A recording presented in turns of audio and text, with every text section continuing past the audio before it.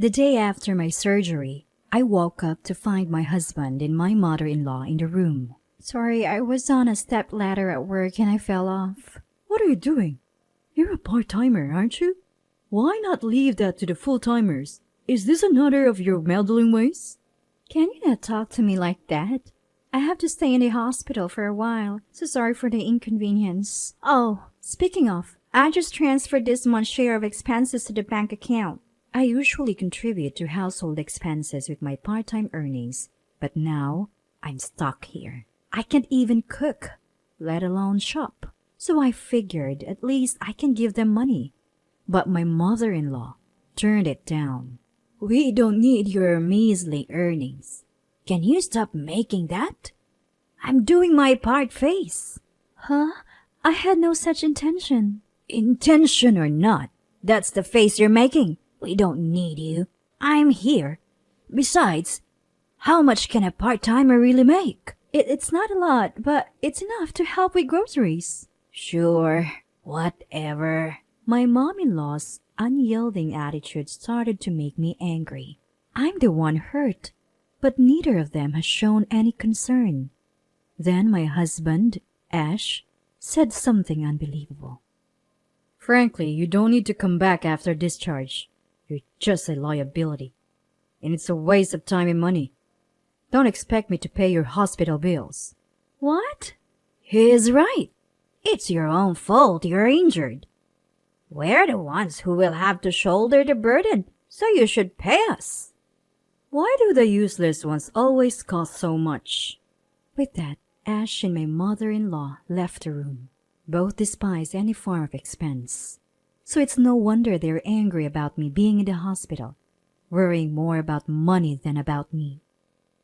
I've started to think I shouldn't have married in the first place. A few hours later. Oh, Miss Granite, long time no see. Is that you, Jimmy? What brings you here? I heard you got hurt, so I had to come visit. Just kidding. But I did hear from a former colleague that you're injured, so I took the time to come see you. Wow, you didn't have to. Aren't you busy? True, when I got headhunted a few years back, I was thinking of quitting because I wasn't used to the new environment, but thanks to your advice, I come this far. I will never forget that. Thank you so much. You're making it sound like a big deal. The person who came to visit me is a former colleague from the company I've used to work at named Mr. James. Everyone, myself included, called him Jimmy. After leaving the company, I would occasionally meet up with old colleagues, but Jimmy had been reassigned and stopped coming. Apparently, he was headhunted by another company and resigned. Back when I was still working at the company, he didn't strike me as particularly competent. I guess he found his calling somewhere and turned into a professional. But I didn't expect him to go out of his way to visit me in the hospital. Coming after seeing Ash and Mom-in-law, his kindness felt particularly warm. I was still frustrated from what Ash had said to me earlier, so I vented to Jimmy. Really? Your husband sounds quite harsh. This isn't a joke. I'm genuinely frustrated and angry. Well, I don't get it. Where's your husband seeing incompetence? The Miss Granite I know was far from incompetent. She was a talented worker. You were sorely missed when you left the company. Work and marriage are different, you know. Fair point. I've never met your husband. Is he younger than you? Yes, he is. That's why he's so attached to his mother. They're always together. Instead of defending me, he joins Mom in complaining about me. It's so annoying. Thanks though, Jimmy. Talking to you lightened my mood a bit. Once I'm better, let's go out for a meal and invite others too. Absolutely. I'll come by again when I have some time. And with that, Jimmy left the hospital room. He's like a close female friend in some ways. He's the same age as my husband, but he's so much more mature in what he says and does. The difference between them makes me indescribable. Well, I chose Ash, so it's also my fault. Later, I began rehabilitation.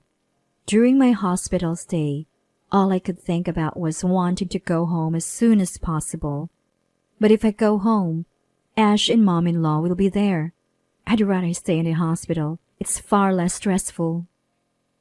2 weeks later, Ash comes to visit again, bringing mother-in-law with him. What do you want?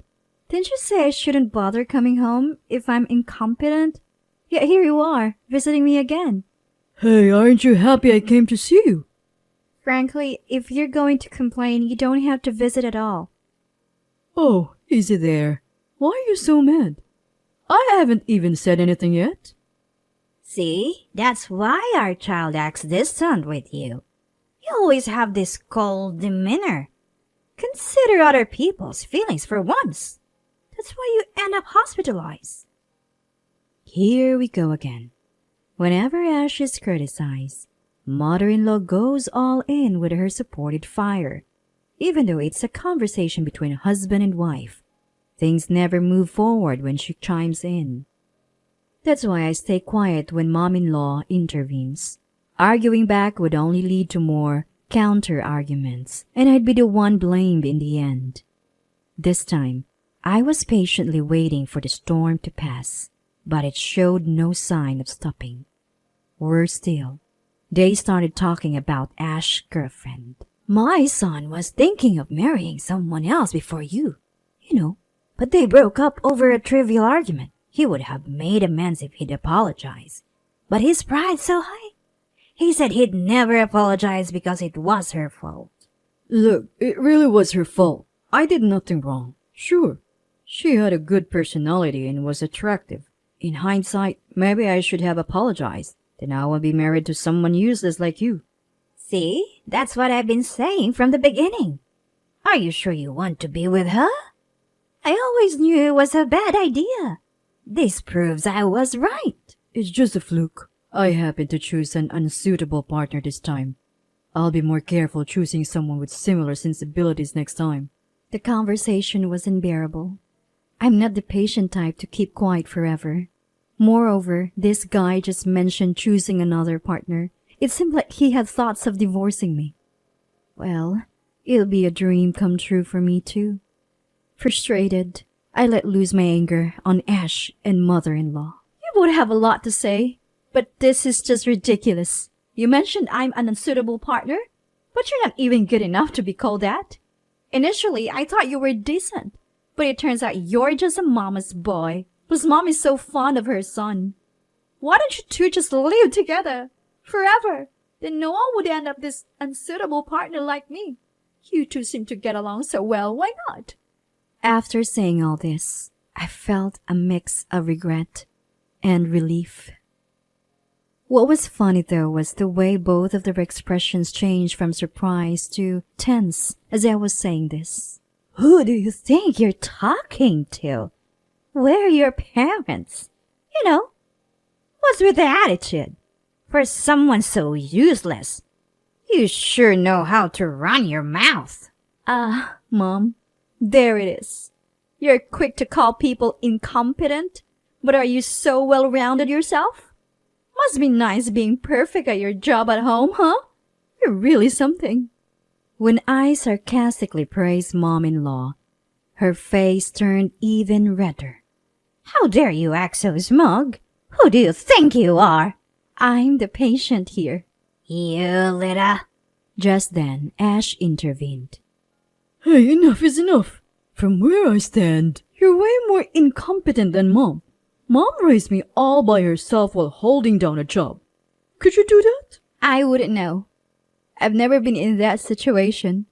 But if I were a parent, I'd teach my kids not to look down on others. It's not cool to call people incompetent, especially someone who's hospitalized. I see. Well, it's clear. We've never been a good match. Let's divorce. No point in staying together after all this. Fine by me. You were talking about being cautious with your next partner, right? That implies we're done. I wouldn't want to spend my life with you. Or your mother anyway. Huh. You do realize you'll be financially unstable if we divorce, right? How are you gonna afford these hospital bills? Let alone your living expenses. I got injured at work, so I'll get workers' compensation. And after that, got enough lunch, huh? Ash had a point. Even if I plan on finding a job immediately after the divorce, there's no guarantee that I'll find one quickly. Plus, it will take time to see any income. The situation isn't looking good. I need to figure something out before it's too late.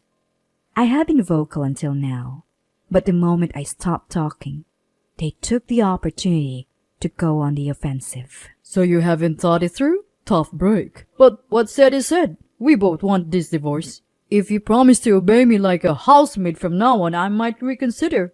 Right, Mom? Yes, absolutely. Not happening. Can you please leave?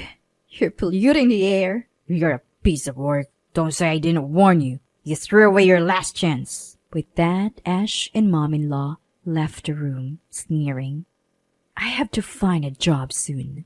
My current workplace won't cut it. I'll go anywhere that offers full-time employment. Just a few minutes later, Ash returned to the room. Hey. What? No, my boss was around. Just let me hide here until he's out of sight. Come to think of it, Ash had been complaining about his current boss a lot lately. Apparently, Ash had been enjoying a slack job until this new boss came and shook up the department. Why is he coming this way? Could he be next door? What? Just then, there's a knock at the hospital room door. Ash shakes his head at me. I find his discomfort quite amusing. With a cheerful tone, I say, "Come on in." To my surprise, it's Jimmy who walks in. Miss Gwinnett, I had some free time, so I thought I'd come visit you. Wait, what are you doing here? Oh, Mr. James, good to see you. Huh? Oh, you must be Miss Gwinnett's husband. Yes, that's him. Did I introduce you to Ash, Jimmy? I think this is your first time meeting. No, actually, we see each other every day. He's my subordinate right now. What? Really? It turns out, of all people, Jimmy is Ash's boss. Totally unexpected. Yet, it strikes me as an opportunity for a counterattack. I'm in a really good position right now. Might as well corner Ash gradually. So, Jimmy, how's Ash's performance at work? Hard to say in front of Miss Gwinnett. He has areas for improvement, but the fact that he's sticking to it is admirable. We had drinks the other day, and he told me he respects me, so my expectations are high. When I look at Ash, he's staring at the floor, fists clenched. He's probably thinking, "Don't say anything." So I decide to go ahead and speak. You know, my husband mentioned something about his boss. Turns out that was you, Jimmy. But I wonder if I should say this. Go ahead, no worries. Hey, Gwinnett. My new boss is so incompetent. He doesn't get me at all, or I'm only drinking with him to gain his favor. I'll bring him down someday. I've recorded all our conversations. He won't make a single mistake. And so on. Sorry if I had known it was you, Jimmy. I would have told you so much sooner. Upon hearing this, Jimmy's expression changes, and he shoots Ash a piercing glare. No, you're wrong, Mr. James. This is all a lie Gwinnett made up. Jimmy, would you like to hear a recorded conversation I have that says otherwise? Yes, please. Stop it. I then play the audio for Jimmy where Ash was complaining non-stop. Wow, I see. Thank you, Miss Gwinnett. Never thought he'd be saying stuff like this. No need for me to cover for him anymore. What? What are you talking about? You've been swiping office supplies, haven't you? What? Did you know we have surveillance cameras around the office? Maybe you thought no one checks them. There have been complaints about supplies disappearing or running out quickly. When we investigated, we found you were the one taking them. I was planning to question you about it soon, but now I'll just report this to the boss. Wait, what happens to me then? That's for the boss to decide. Don't know if you'll even be able to stay in your current department or the company for that matter. You can't. Oh, by the way, Miss Gwinnett, how about working for a company?